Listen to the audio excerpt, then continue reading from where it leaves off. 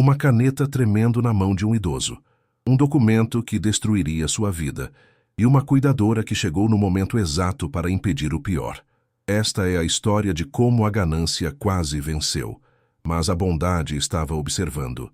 Imagine confiar em sua própria neta e descobrir que ela planejava roubar tudo de você. Aos 78 anos, o Sr. Alberto estava a segundos de perder sua casa, suas economias e sua dignidade. Mas alguém estava prestando atenção.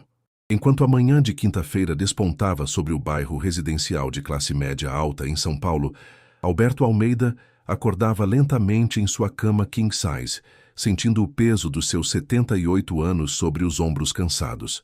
A casa de 3 andares, comprada com décadas de trabalho árduo como engenheiro civil, estava silenciosa demais desde que sua esposa Helena falecera há 3 anos. As paredes brancas pareciam ecoar a solidão, e os móveis de madeira de lei, que um dia testemunharam risadas e jantares em família, agora apenas acumulavam o pó fino que insistia em se depositar, mesmo com a limpeza semanal. Alberto levantou-se com dificuldade, suas articulações protestando contra o movimento. Seus cabelos brancos estavam despenteados, e ele passou a mão pelo rosto enrugado, sentindo a barba por fazer arranhando sua palma. Vestiu o roupão azul marinho que Helena lhe dera em seu último aniversário juntos e caminhou até a janela. Lá embaixo, no jardim que ele próprio plantara décadas atrás, as roseiras que sua esposa tanto amava ainda floresciam. Mas ele não tinha mais forças para cuidá-las como antes. Tudo parecia pesado demais, complicado demais. Às vezes, Alberto se pegava esquecendo onde havia deixado os óculos ou qual remédio deveria tomar pela manhã. Nada grave, dizia a si mesmo, apenas a idade chegando. Foi nesse contexto de vulnerabilidade crescente que Rosa apareceu em sua vida. 6 meses atrás, após um pequeno episódio em que Alberto esquecera o fogão ligado e quase causara um incêndio, seu médico geriatra insistira que ele precisava de companhia durante o dia. Alberto resistira inicialmente, sua teimosia característica se manifestando com força. Ele não era inválido, dizia. Não precisava de babá. Mas a solidão pesava e os esquecimentos se tornavam mais frequentes. Então, ele cedera. Rosa Ferreira tinha 45 anos e carregava nas costas uma vida inteira de dificuldades superadas com dignidade.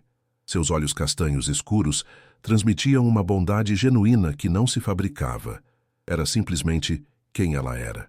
Usava o cabelo preto com fios grisalhos presos em um coque simples, e suas roupas eram sempre limpas e bem cuidadas, embora claramente não fossem de marcas caras. Sua bolsa de tecido estava desgastada nas alças, e seus sapatos de enfermeira mostravam sinais de muito uso. Mas havia algo em Rosa que transcendia as aparências materiais. Quando ela sorria, iluminava o ambiente. Quando falava, sua voz tinha uma cadência suave que acalmava. Nos primeiros dias, Alberto manteve uma distância educada, mas fria. Afinal, Rosa era uma funcionária, não uma amiga. Mas aos poucos, a dedicação genuína daquela mulher foi derretendo suas barreiras. Rosa não apenas cumpria suas obrigações de preparar refeições balanceadas e organizar os medicamentos. Ela conversava com ele sobre amenidades, ouvia suas histórias antigas sem demonstrar tédio, e quando Alberto se perdia em suas memórias, ela o trazia de volta com delicadeza, sem constrangê-lo. Mais importante, Rosa respeitava sua autonomia. Ela não o tratava como uma criança ou um incapaz. Ela o tratava como o homem digno que ele ainda era. Mas o que Rosa vinha notando nas últimas semanas a deixava profundamente inquieta. Fernanda, a neta de Alberto, havia começado a aparecer com frequência incomum. Fernanda Almeida Costa tinha 32 anos e era tudo aquilo que Rosa não era. Alta, magra, com cabelos loiros impecavelmente escovados, que caíam em ondas perfeitas sobre seus ombros. Suas roupas eram claramente caras, vestidos de marca que custavam mais do que Rosa ganhava em 3 meses. Suas unhas eram sempre perfeitas, longas e pintadas em tons sofisticados. Ela dirigia um SUV importado que estacionava na garagem como se fosse dona do lugar. Seus óculos escuros de grife ficavam eternamente empoleirados no topo da cabeça, e sua bolsa de couro legítimo provavelmente valia mais que o salário anual de Rosa. Rosa lembrava-se nitidamente da primeira vez que vira Fernanda, logo após ser contratada. A moça chegara para uma visita rápida, beijara o rosto do avô com afeto mecânico, perguntara como ele estava passando e desaparecera em menos de 20 minutos. Alberto comentara depois, com uma tristeza mal disfarçada nos olhos, que a neta era muito ocupada, que tinha sua própria vida, seus compromissos.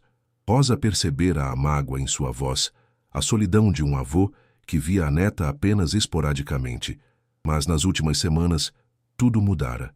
Fernanda começara a aparecer 2, 3 vezes por semana, sempre perfumada com fragrâncias caras que deixavam um ambiente impregnado, mesmo depois de sua partida. Sempre sorridente, efusiva, chamando o avô de vovô querido, com uma doçura que soava estranha aos ouvidos de Rosa.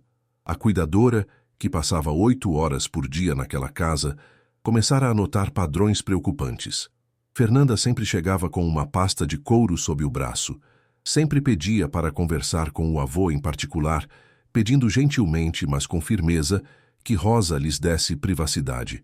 Que Alberto sempre saía desses encontros mais confuso, mais agitado, mais ansioso.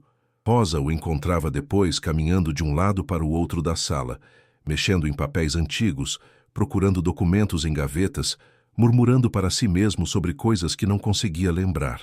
Numa ocasião, Rosa entrara na sala para servir café e flagrara Fernanda mostrando ao avô extratos bancários antigos, apontando números com sua unha perfeitamente esmaltada, falando em tom baixo, mas urgente sobre aquele dinheiro que o senhor me emprestou, lembra, vovô? Alberto olhara para os papéis com a expressão perdida de alguém, tentando desesperadamente se lembrar de algo que simplesmente não estava lá. Quando Fernanda percebera a presença de Rosa, mudara rapidamente de assunto, guardando os papéis com um sorriso tenso. Rosa não era tola. Havia trabalhado cuidando de idosos por mais de 15 anos. Conhecia os sinais de manipulação financeira como uma enfermeira conhece sintomas de doença. Começara então, discretamente, a prestar mais atenção, e o que descobrira a deixara gelada. Numa tarde em que Alberto dormia sua sesta, Rosa fora até a biblioteca para organizar alguns livros quando notara, sobre a escrivaninha de mogno, papéis que Alberto claramente estivera examinando. Eram extratos bancários, recibos antigos, anotações em sua caligrafia trêmula. Em uma folha, ele escrevera repetidamente: "Emprestei dinheiro para Fernanda? Quando? Não me lembro." A angústia estava impressa em cada letra irregular. Foi quando Rosa tomou uma decisão que mudaria tudo. Começou a gravar discretamente as visitas de Fernanda. Não todas as conversas, apenas os momentos em que a neta pedia privacidade, mas Rosa conseguia, através da porta entreaberta da cozinha, captar fragmentos de diálogo. Não era ético, ela sabia, mas algo dentro dela gritava que Alberto estava em perigo e ela não podia ficar de braços cruzados. Nas gravações, Rosa ouvira Fernanda insistindo sobre um empréstimo que o avô supostamente esquecera. "Vovô, foram 200 mil reais, o senhor lembra? Foi logo depois que a vovó faleceu. O senhor disse que queria me ajudar a investir." A voz de Alberto respondia confusa: "Mas, filha, eu não me lembro disso." E Fernanda, sempre paciente, mas persistente: "É porque o senhor está esquecendo as coisas, vovô. Por isso precisamos regularizar isso agora, enquanto o senhor ainda pode." Rosa percebera também que Alberto começara a recusar convites de seus poucos amigos, deixara de ir ao clube onde jogava buracos semanalmente. Estava se isolando, mergulhado em uma névoa de confusão e ansiedade que a cuidadora sabia não ser natural. Fernanda estava sistematicamente minando a confiança que Alberto tinha em sua própria memória. Então chegou aquela quinta-feira fatídica. Rosa acordara naquela manhã com uma sensação estranha no peito, um pressentimento que não conseguia nomear. Chegara à casa de Alberto às 8 da manhã, como sempre, encontrando-o já acordado e sentado à mesa da cozinha, olhando fixamente para uma xícara de café que esfriara. Ele não a cumprimentara com seu habitual "Bom dia, Dona Rosa." Simplesmente continuara olhando o vazio. Durante toda a manhã, Alberto estivera inquieto.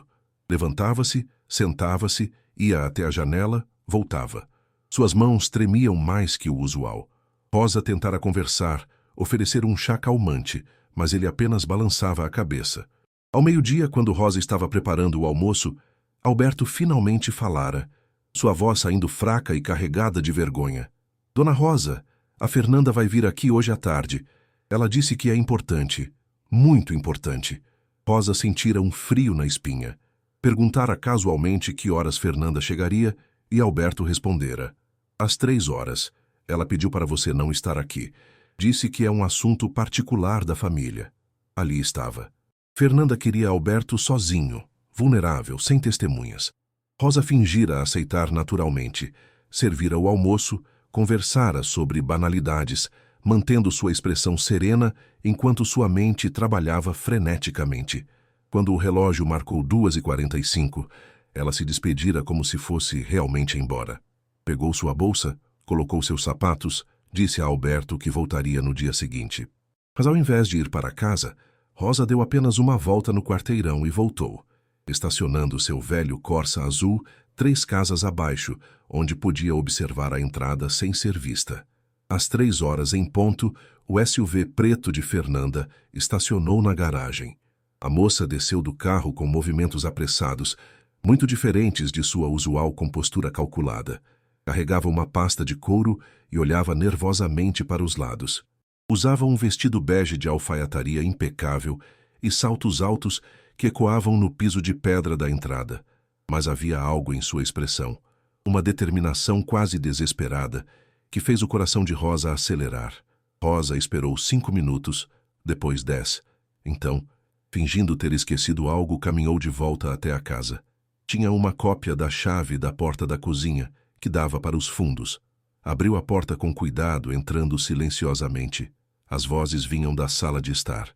A voz de Fernanda soava firme, quase autoritária, completamente diferente do tom adocicado que usava normalmente. Vovô, eu expliquei tudo nos últimos dias. O senhor me emprestou 200 mil reais há 3 anos. Está aqui no contrato que fizemos na época. O senhor assinou. Olha aqui, essa é a sua assinatura. A voz de Alberto tremia. Mas, filha, eu não me lembro disso. Eu não me lembro de ter assinado nada. É claro que o senhor não lembra. A voz de Fernanda subia um tom mostrando frustração mal contida. O senhor está com problemas de memória, eu já disse isso. Por isso mesmo precisamos resolver isso agora, enquanto o senhor ainda pode assinar documentos legalmente. Depois pode ser tarde demais, e a justiça vai congelar tudo. Rosa se aproximou da porta da sala, mantendo-se oculta, mas podendo observar pela fresta. O que viu fez seu sangue gelar. Alberto estava sentado em sua poltrona favorita, curvado sobre si mesmo como um homem derrotado. Suas mãos tremiam visivelmente. Sobre a mesinha de centro, um documento de várias páginas estava aberto. Fernanda estava de pé ao lado do avô, segurando uma caneta cara, o tipo que executivos usam para assinar contratos importantes. Vovô, eu preciso desse dinheiro, continuou Fernanda, e agora havia uma nota de desespero em sua voz que soava genuína. Estou com problemas sérios. Dívidas que vão me destruir se eu não pagar. E esse dinheiro é meu por direito, o senhor me emprestou. Só estou pedindo o que já é meu. Mas a casa, Fernanda. A voz de Alberto era quase um sussurro. Você está pedindo a casa como garantia. É a única coisa que me resta da sua avó. As memórias dela estão nessas paredes. Vovô, é só uma garantia. Fernanda se ajoelhou ao lado da poltrona, suas mãos perfeitamente manicuradas, segurando as mãos trêmulas do avô. Lágrimas escorriam pelo seu rosto, mas Rosa não conseguia decidir se eram genuínas. Se o senhor não assinar, vou ter que processar, vou ter que chamar advogados e ir para a justiça. O senhor quer que nossa família vire um escândalo? O senhor quer que digam que o senhor roubou da própria neta? A vovó Helena ficaria tão decepcionada. Foi a menção à esposa falecida que quebrou Alberto. Rosa viu seus ombros caírem completamente. Viu a última resistência ser esmagada pelo peso da manipulação emocional. Ele pegou a caneta que Fernanda oferecia, sua mão tremendo tanto que mal conseguia segurá-la. Eu sou sua única família, vovô. Fernanda sussurrava agora, sua voz melosa voltando. Só nós dois restamos, e eu estou aqui cuidando do senhor, visitando, enquanto todo mundo esqueceu. Eu merecia isso, não merecia? Depois de tudo que faço pelo senhor? Alberto aproximou a caneta do papel.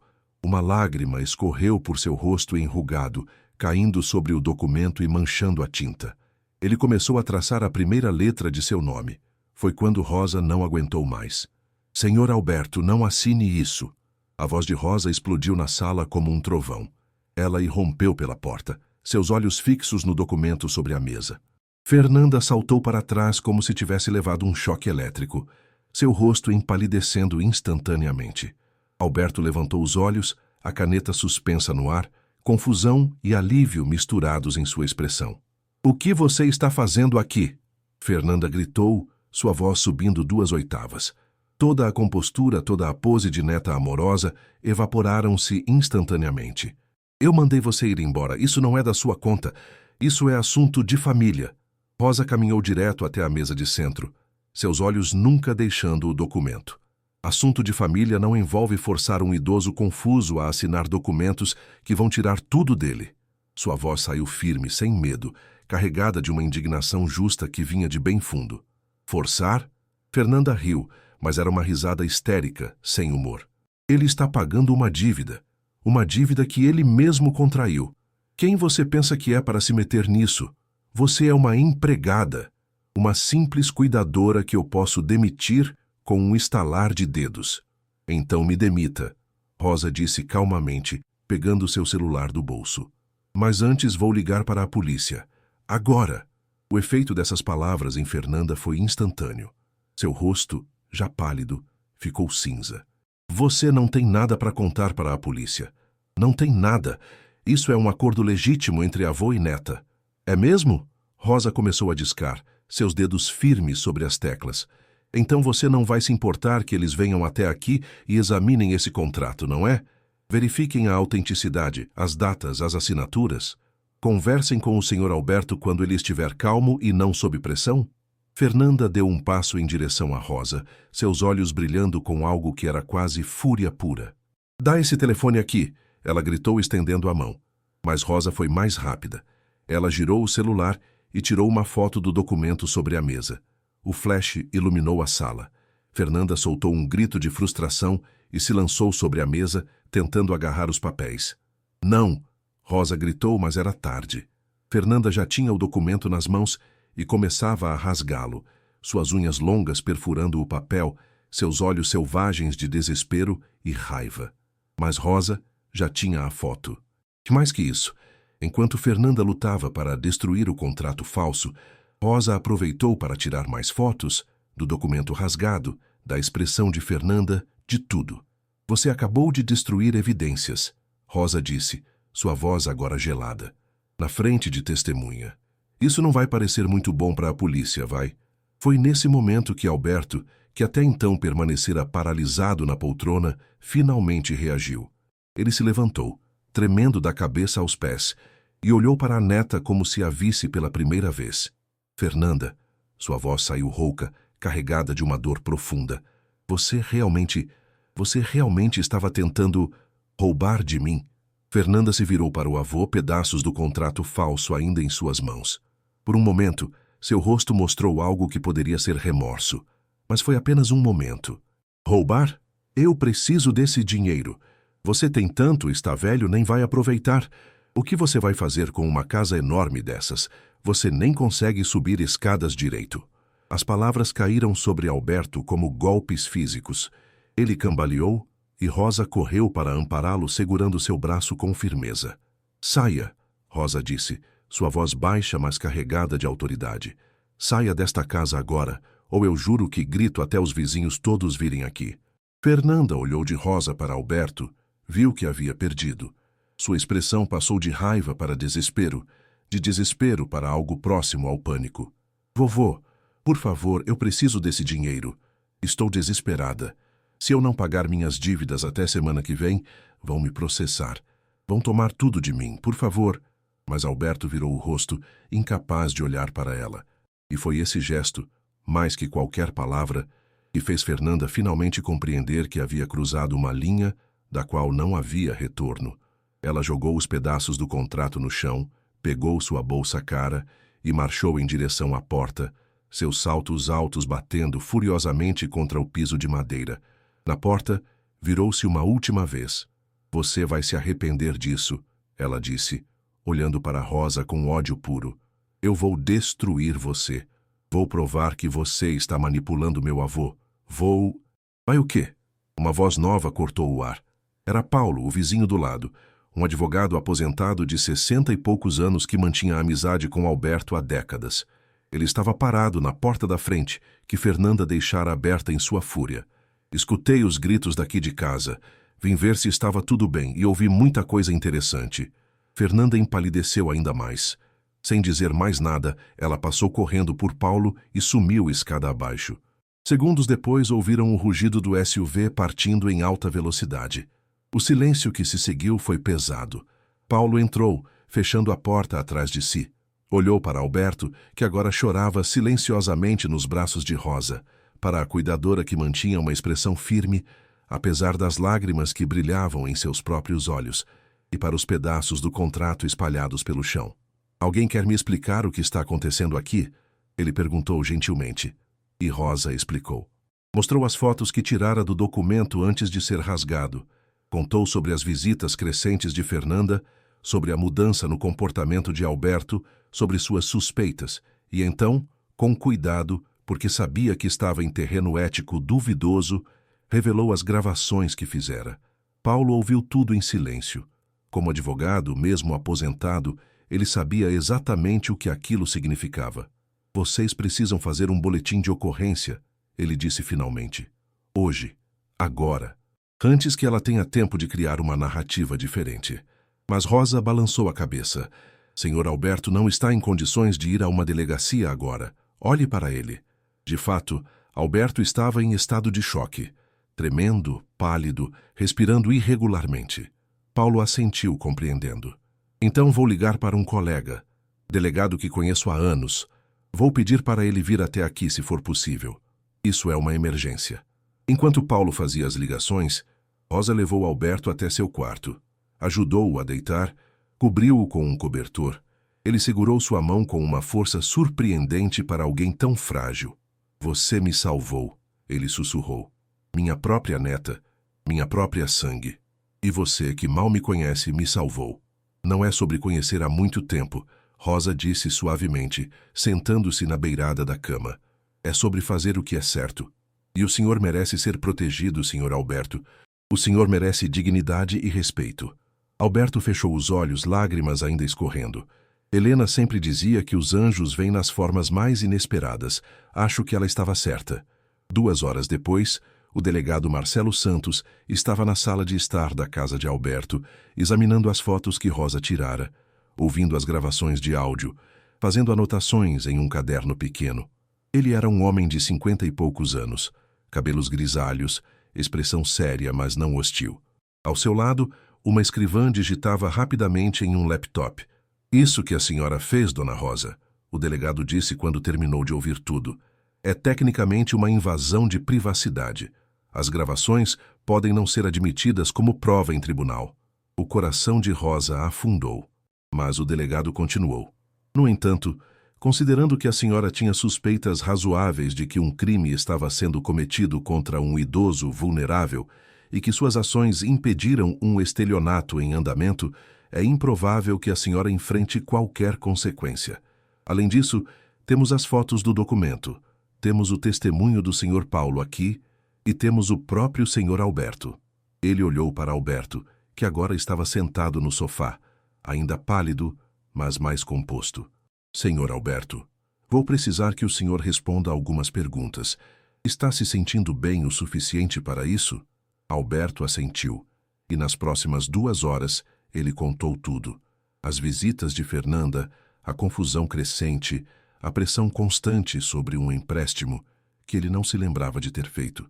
Cada palavra era difícil, carregada de vergonha e dor, mas ele continuou. Eu confiei nela. Ele disse finalmente, sua voz quebrando.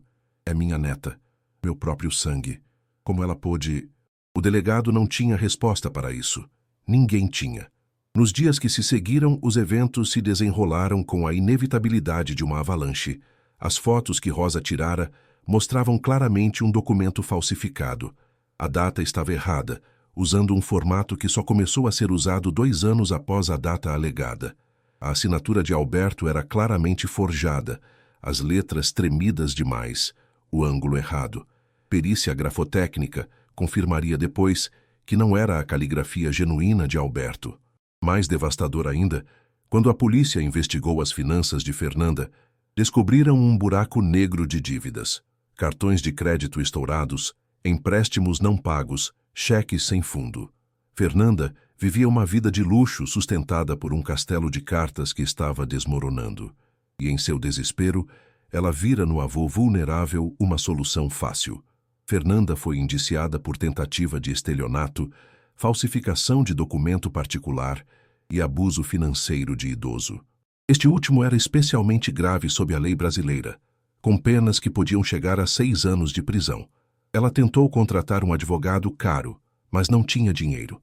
Tentou vender seu SUV, descobriu que estava financiado e devia mais do que o carro valia. Seu mundo de aparências perfeitas desmoronou em questão de semanas. Durante o processo, descobriu-se que Fernanda havia tentado o mesmo golpe com outro parente idoso 2 anos antes, mas desistira quando percebera que a família estava mais vigilante. Alberto não era sua primeira vítima, apenas a que parecia mais vulnerável. Para Alberto, a recuperação foi lenta e dolorosa. Não a recuperação física, mas a emocional. A traição de Fernanda cavara um buraco em sua capacidade de confiar. Ele passou semanas perguntando a si mesmo onde errara, que sinais perdera. Rosa estava sempre lá, paciente, lembrando-o gentilmente que ele não fizera nada errado, que a culpa era inteiramente de Fernanda. Paulo, o vizinho advogado, tornou-se um visitante regular, ajudando Alberto a colocar seus documentos em ordem, estabelecer proteções legais contra futuras tentativas de fraude. Ele sugeriu que Alberto fizesse um testamento claro, estabelecesse uma procuração durável com alguém de confiança, tomasse medidas para proteger seus bens. Quem você confia para ser seu procurador? Paulo perguntara certa tarde, enquanto revisavam documentos na biblioteca. Alberto olhara para Rosa, que estava na cozinha preparando chá. Ela, ele dissera simplesmente. Rosa. Paulo seguira o olhar do amigo. Você mal a conhece há 1 ano, ele observara gentilmente. Conheço o suficiente, Alberto respondera com firmeza. Ela me salvou quando minha própria neta tentou me destruir. Ela não tinha nada a ganhar com isso, e tudo a perder. Isso me diz tudo o que preciso saber sobre o caráter dela. Quando Alberto fizera a proposta a Rosa, oferecendo-lhe procuração legal para tomar decisões médicas e financeiras, caso ele ficasse incapacitado, a cuidadora chorara. Senhor Alberto, eu não posso aceitar essa responsabilidade, ela dissera. E se as pessoas pensarem que eu estou, que eu quero, deixe as pessoas pensarem o que quiserem. Alberto a interrompera. Eu sei quem você é, e confio em você mais do que confiei em qualquer pessoa desde que Helena morreu. Rosa aceitara, mas com uma condição. Paulo seria co-procurador, uma salvaguarda adicional para garantir que tudo fosse feito corretamente e transparentemente. O julgamento de Fernanda foi rápido, com as evidências fotográficas, as gravações, o testemunho de Paulo e a perícia grafotécnica, havia pouca margem para a defesa. Seu advogado público tentara argumentar desespero emocional, problemas psicológicos, mas o juiz não fora receptivo. Tentativa de roubar a casa de um avô idoso e vulnerável não despertava simpatia. Fernanda foi condenada a 3 anos e meio de prisão, pena que poderia cumprir inicialmente em regime semiaberto, dada sua falta de antecedentes criminais. Além disso, foi imposta uma ordem de restrição permanente, proibindo-a de se aproximar de Alberto ou tentar qualquer contato. Ela perdeu também o direito a qualquer herança futura, uma provisão que Alberto insistira em adicionar ao seu testamento revisado. No dia da sentença, Alberto não foi ao tribunal. Não podia suportar ver a neta, mesmo de longe. Rosa e Paulo foram em seu lugar e voltaram com a notícia. Alberto recebera com um aceno silencioso, sem alegria na justiça feita, apenas uma tristeza profunda por tudo que fora perdido. Mas nos meses que se seguiram, algo inesperado aconteceu. A história de Rosa salvando Alberto se espalhou. Primeiro entre vizinhos, depois em grupos de apoio a idosos, finalmente chegando à mídia local. Um jornal do bairro fez uma matéria sobre a cuidadora que impediu um golpe. E, de repente, Rosa estava recebendo mensagens de famílias querendo contratá-la, de outras cuidadoras pedindo conselhos, de organizações de proteção ao idoso, querendo que ela desse palestras sobre sinais de abuso financeiro. Rosa recusou todas as ofertas de trabalho. "Meu lugar é aqui", ela dissera simplesmente a Alberto, "com o Senhor." E estava. Mas agora seu papel tinha se transformado em algo muito além de cuidadora. Ela era confidente, era amiga, era a filha que Alberto nunca tivera. Eles tomavam café da manhã juntos todas as manhãs, conversando sobre tudo e nada. Rosa contava histórias de seus próprios filhos, já adultos e vivendo suas vidas. Alberto compartilhava memórias de Helena, e pela primeira vez desde a morte da esposa, podia falar dela sem que a dor fosse insuportável. O caso também chamou a atenção do sistema bancário local. O gerente do banco onde Alberto mantinha suas contas há décadas visitou-o pessoalmente para discutir novas medidas de segurança. "Estamos implementando um protocolo especial para clientes idosos", ele explicara. "Transações grandes, mudanças em beneficiários, qualquer coisa fora do padrão normal, vai acionar alertas automáticos. Vamos entrar em contato com o cliente e com um contato de emergência designado para confirmar que tudo está sendo feito voluntariamente." "Deviam ter feito isso há anos", Paulo comentara, mas não com raiva, apenas com cansaço. Quantos idosos já perderam tudo porque não tiveram uma Rosa para salvá-los? Era uma pergunta que assombrava Rosa. Ela começara a pesquisar sobre abuso financeiro de idosos e ficara horrorizada com as estatísticas. Milhões de reais roubados anualmente, a maioria por familiares. Idosos manipulados, coagidos, enganados por aqueles em quem mais confiavam. E a maioria dos casos nunca era reportada por vergonha, medo, ou simplesmente porque as vítimas não percebiam o que estava acontecendo. Foi Paulo quem teve a ideia. Uma noite, durante um jantar na casa de Alberto, com Rosa servindo seu famoso frango assado com batatas, ele colocara os talheres e olhara para os dois. "Vocês já pensaram em fazer algo com essa experiência? Algo maior?" Alberto franzira a testa. "Como o quê?" "Uma fundação", Paulo dissera, seus olhos brilhando com entusiasmo crescente. "Para proteger idosos de abuso financeiro. Treinamento para cuidadores. Palestras educacionais para famílias. Um serviço de denúncia anônima. Apoio jurídico para vítimas. Alberto, você tem os recursos. Rosa, você tem a experiência e a credibilidade. Eu tenho os conhecimentos legais. Poderíamos realmente fazer diferença." A ideia ficara suspensa no ar como uma promessa. Rosa olhara para Alberto, vira algo que não via há meses acender em seus olhos. Propósito. Um motivo para acordar de manhã que não fosse apenas existir.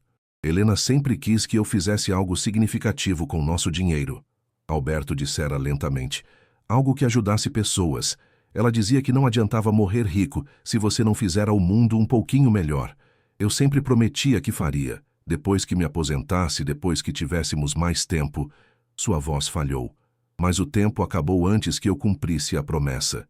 "Então, cumpra agora", Rosa dissera suavemente. "Não é tarde. O senhor está aqui, está bem, está vivo.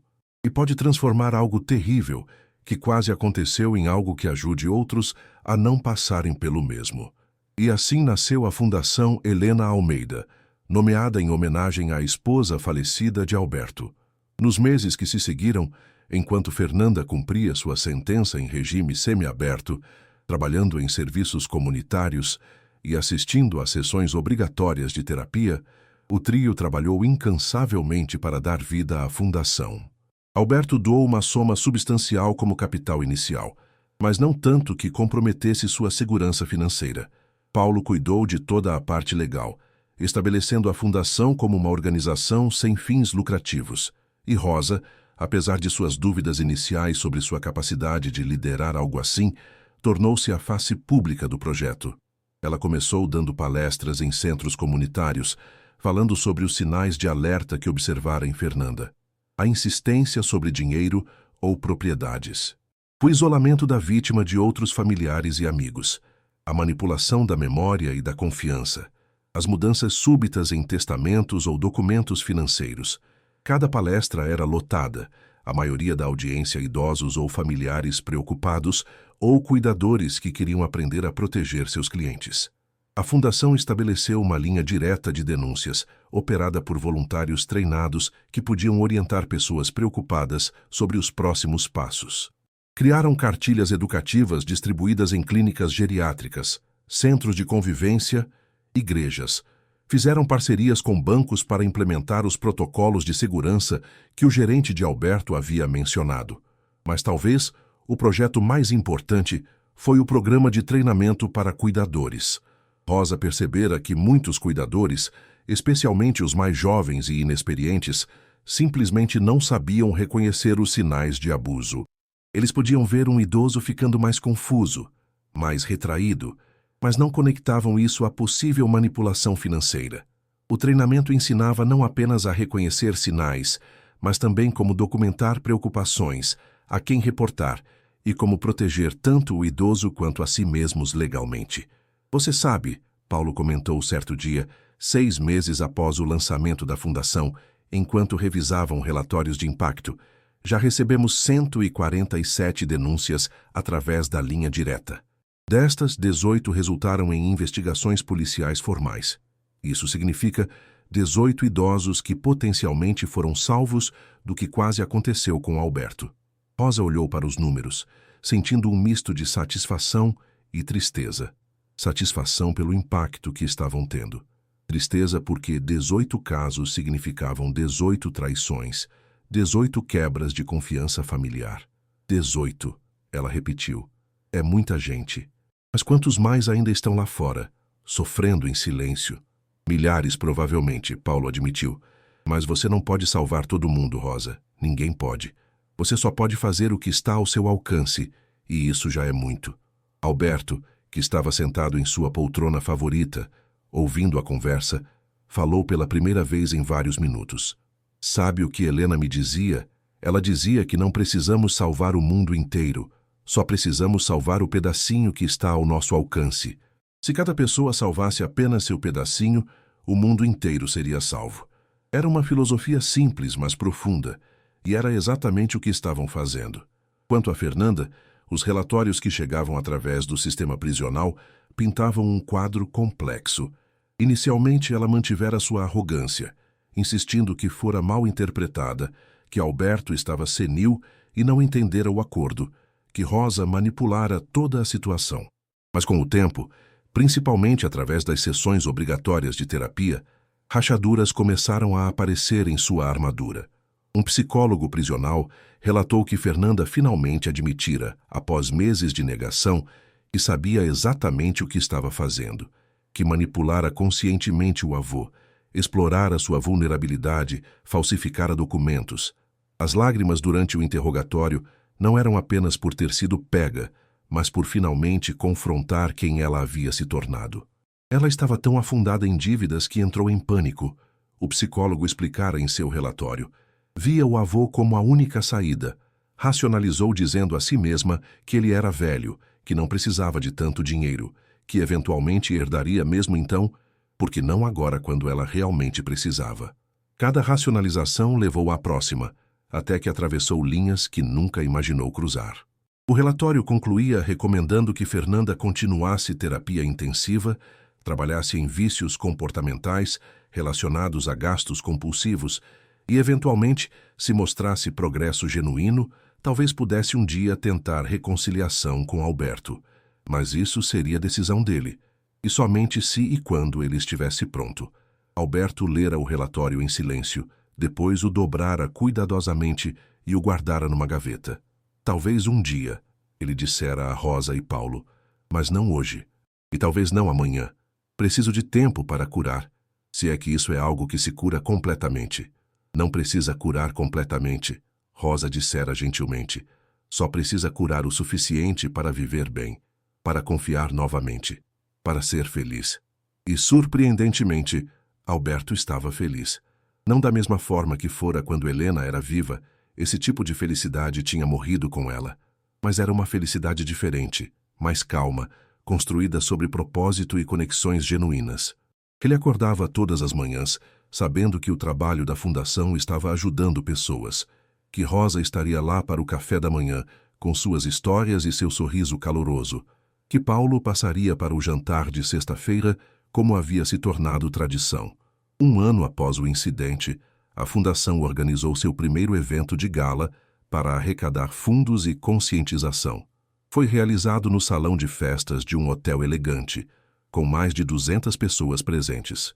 Cuidadores, familiares de idosos, profissionais da área da saúde, advogados especializados em direito do idoso, representantes do governo, jornalistas. Rosa estava nervosa, usando um vestido simples, mas elegante, que Alberto insistira em comprar para ela, apesar de seus protestos. Você é a diretora da fundação, ele dissera firmemente. Precisa parecer com uma. Eu sou uma cuidadora, ela respondera, mas com um sorriso. Você é muito mais que isso, Alberto retrucara. E já passou da hora de você perceber. No palco, durante seu discurso, Rosa contou a história.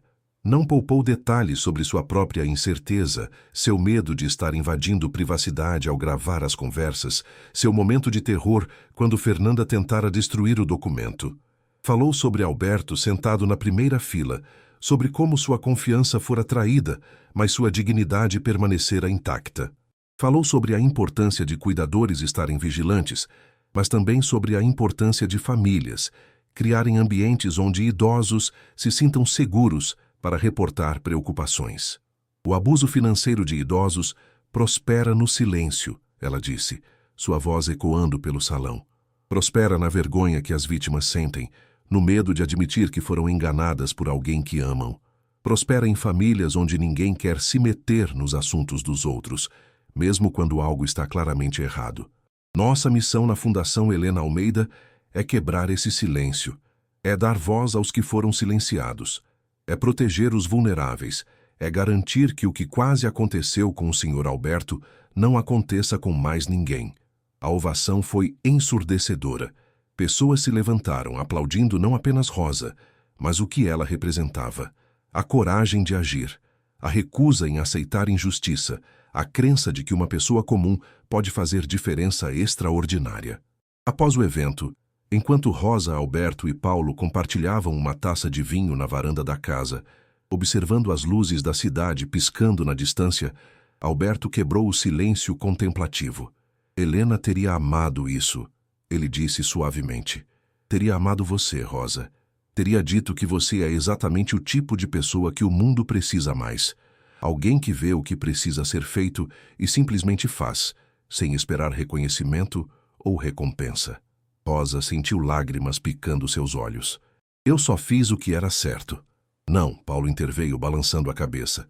Você fez o que era difícil, o que era arriscado, o que muitas pessoas teriam evitado, porque era mais fácil fingir que não viam, que não era problema delas.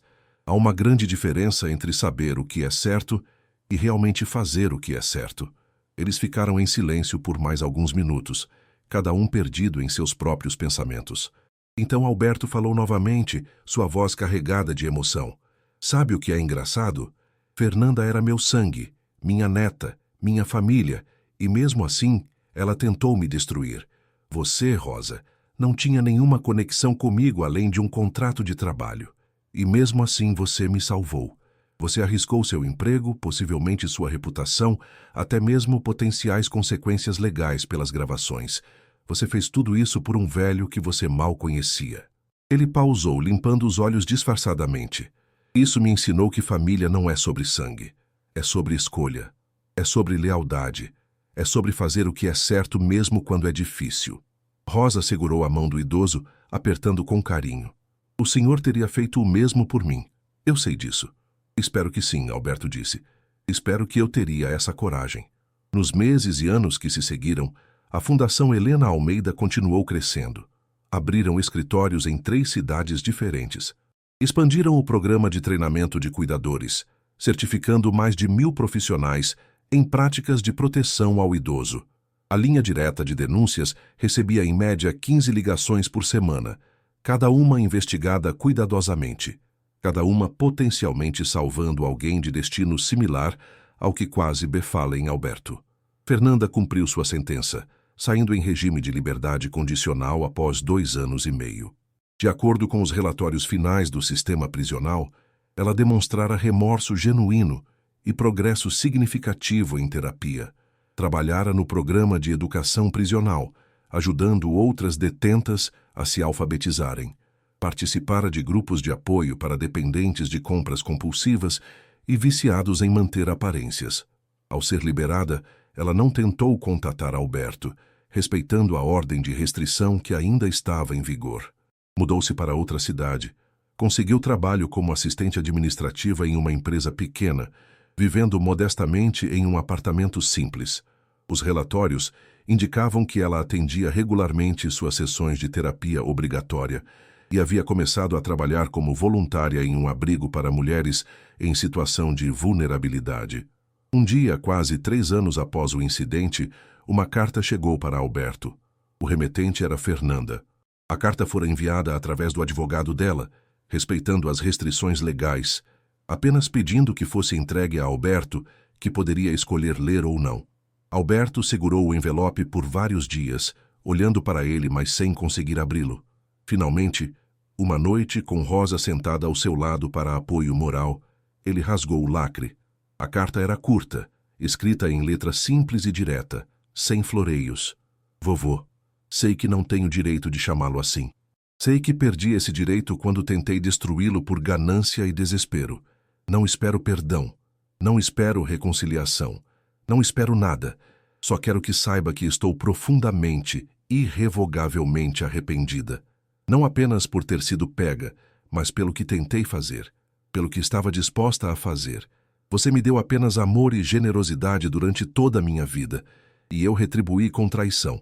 A terapia me ajudou a entender que eu estava fugindo de mim mesma. Construí uma vida de mentiras e aparências, e quando tudo começou a desmoronar, entrei em pânico. Vi você como uma saída fácil, racionalizei de 1000 maneiras, mas no fundo sabia exatamente o que estava fazendo. E fiz mesmo assim. Hoje trabalho com mulheres que, como eu, fizeram escolhas terríveis. Tento ajudá-las a reconstruir suas vidas, a tomar melhores decisões. É minha forma de tentar fazer algo de bom com algo tão ruim. Não estou pedindo para me contatar. Não estou pedindo para ser parte de sua vida novamente. Só queria que soubesse que a Fernanda, que tentou roubá-lo, não existe mais. Ela morreu naquela sala quando a Rosa a impediu. E estou tentando, dia após dia, construir alguém melhor das cinzas. Espero que seja feliz, vovô. Espero que a Rosa ainda esteja cuidando do Senhor. Ela é a filha que eu deveria ter sido, mas nunca fui. Desculpe, por tudo. Fernanda. Alberto leu a carta 3 vezes, lágrimas escorrendo silenciosamente por seu rosto. Rosa permaneceu ao seu lado, não dizendo nada, apenas estando presente. Finalmente ele dobrou a carta cuidadosamente e a colocou de volta no envelope.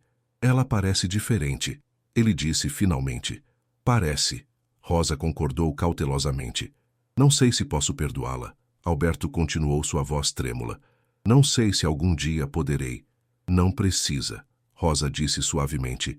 Perdão não é obrigatório, e certamente não é algo que pode ser forçado ou apressado.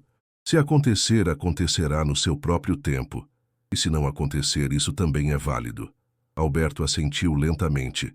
Mas talvez um dia, daqui a alguns anos, se ela continuar nesse caminho, se provar que realmente mudou, talvez possamos conversar. Não para voltar a ser como era. Isso nunca mais será possível. Mas talvez para encontrar algum tipo de paz. Talvez, Rosa ecoou. Mas só quando e se você estiver pronto. Sem pressa, sem pressão. Alberto guardou a carta numa gaveta, junto com todas as outras memórias dolorosas e preciosas de sua vida. Talvez um dia a revisitaria. Talvez não. Por enquanto, era suficiente saber que Fernanda estava tentando se reconstruir, mesmo que longe dele. 5 anos após aquela tarde fatídica, quando Fernanda tentara forçá-lo a assinar o contrato falso, Alberto acordou numa manhã de primavera, sentindo-se mais leve do que havia se sentido em anos. Aos 83 anos, ele ainda tinha seus problemas de saúde, seus esquecimentos ocasionais, suas dores nas articulações. Mas também tinha propósito. Tinha a fundação, que agora ajudava centenas de idosos anualmente. Tinha Rosa, que continuava trabalhando como sua cuidadora, mas era em todos os sentidos que importavam, sua família. Tinha Paulo, cuja amizade havia se aprofundado através do trabalho compartilhado na fundação. Ele tinha uma vida que valia a pena viver. Naquela noite, durante o jantar semanal de sexta-feira, que havia se tornado sagrado entre os três, Paulo levantou sua taça de vinho em um brinde. A família, ele disse simplesmente. A família. Rosa e Alberto ecoaram, seus copos se encontrando com um toque suave de cristal. E ali, naquela mesa, cercado por pessoas que o escolheram assim como ele as escolheu, Alberto finalmente entendeu o que Helena tentara lhe ensinar durante todos aqueles anos de casamento. Que o amor verdadeiro não é sobre obrigação ou sangue compartilhado. É sobre escolha, sobre acordar todos os dias e decidir estar presente para as pessoas que importam, sobre proteger os vulneráveis não porque você tem que fazer, mas porque é simplesmente quem você é. Rosa olhou para Alberto, viu a paz em seus olhos e sorriu. Ela pensou em todas as vezes que quase não voltara naquela tarde fatídica. Em como teria sido fácil simplesmente ir para casa, assumir que Fernanda sabia o que estava fazendo, que não era problema dela. Enquanto os cuidadores, em quantas situações similares, faziam exatamente isso, escolhiam o caminho mais fácil. Mas ela não escolhera o caminho fácil, escolhera o caminho certo.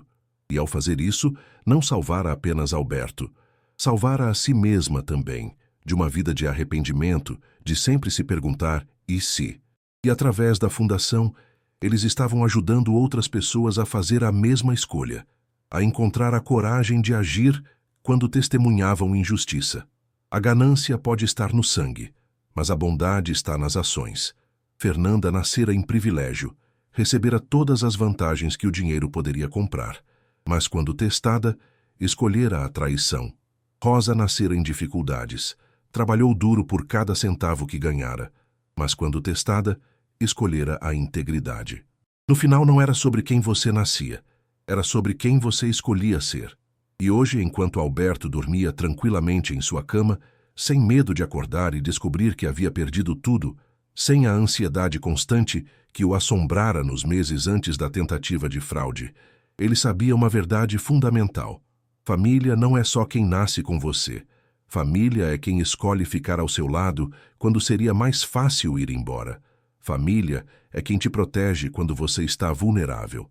Família é quem transforma sua dor em propósito, sua tragédia quase acontecida em legado que ajuda outros. Rosa provou que às vezes os anjos vêm nas formas mais inesperadas, não com asas e auréolas, mas com um uniforme simples de cuidador.